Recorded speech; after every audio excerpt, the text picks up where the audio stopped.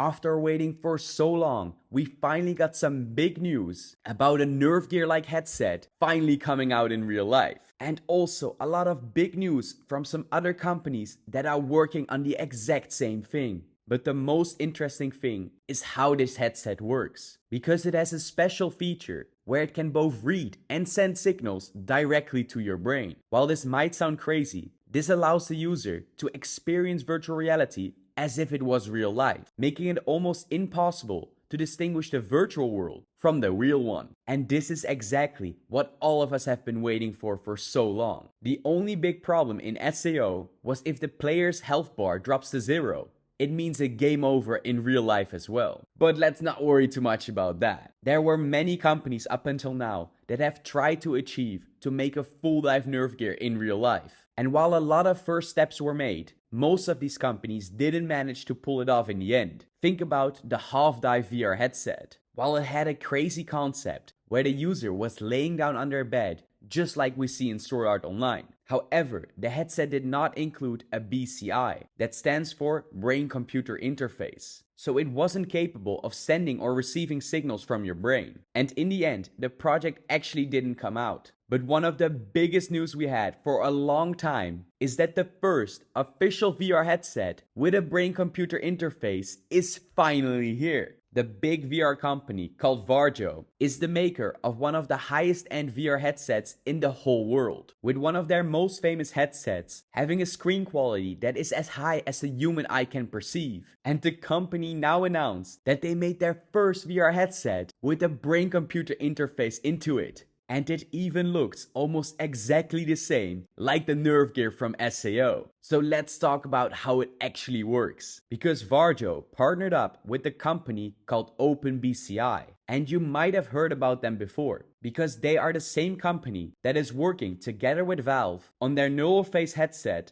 called Project Galea, which is most probably gonna be their direct competition. But the craziest part is that this headset is not just a concept, because it turns out that they're already sending out these headsets for beta testing, which makes it almost exactly like we saw in Sword Art Online. So let's talk about this headset in more detail. It basically consists of two main parts. The first one being the Varjo headset itself, and the second one being the Galea module that is tracking your brain, and combining these two to create a nervegear-like headset. But interestingly, the Galea part that is tracking the signals coming from your brain is a lot more advanced than we thought in the first place. Because until now, most companies that try to achieve this, like the NextMind module for VR headsets, were only using what we call an EEG, standing short for the expensive word electroencephalogram, which are capable of just reading your brainwaves. But this Galea module takes it to the next level, because it also includes an EOG, an EMG, and an EDA. And don't worry if you don't know what this means. Basically, it is also capable, besides just reading your brainwaves, to also measure data about both your eyes, your heart,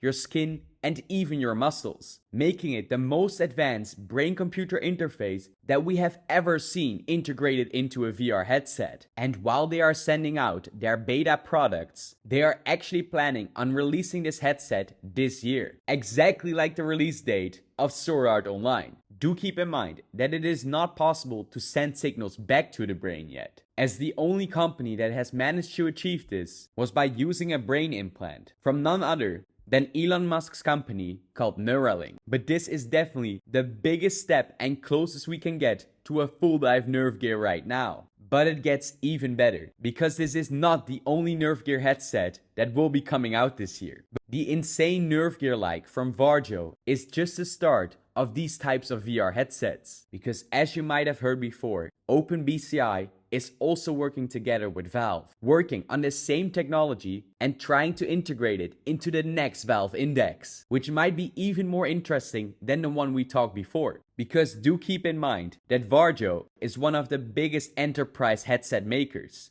meaning that the price will probably be completely through the roof. But in case of Valve, this doesn't have to be the case. While their first VR headset, called the Index, was one of the highest quality VR headsets for many years, with a lot of people still using it to this day. And while it was not as cheap as something like the Quest 2, it did come with some crazy features for the time. But the index is now already more than 3 years old, and most of them have been waiting for them to announce their follow-up product. But it is clear to see why it took them so long, because they have been investing heavily in what they called their Project Galea, making it a dream VR headset. Not only would it have an upgraded Valve index, it also seemed to be standalone and have this Galea brain reading module integrated into it, and hopefully also coming at a way lower price point compared to Varjo's version. The only problem is that we don't have an official release date of it yet. But with Varjo now coming out with the same type of headset, including the exact same brain reading technology from the company OpenBCI, it sure should put a lot of pressure on Valve to release some news about it soon. And the reason why this is such a big deal for VR is because this could set a starting point for competition for which VR company can make the best nervegear-like headset, with it all officially starting in the exact same year that Sword Art Online took place as well. Of course, besides the VR hardware,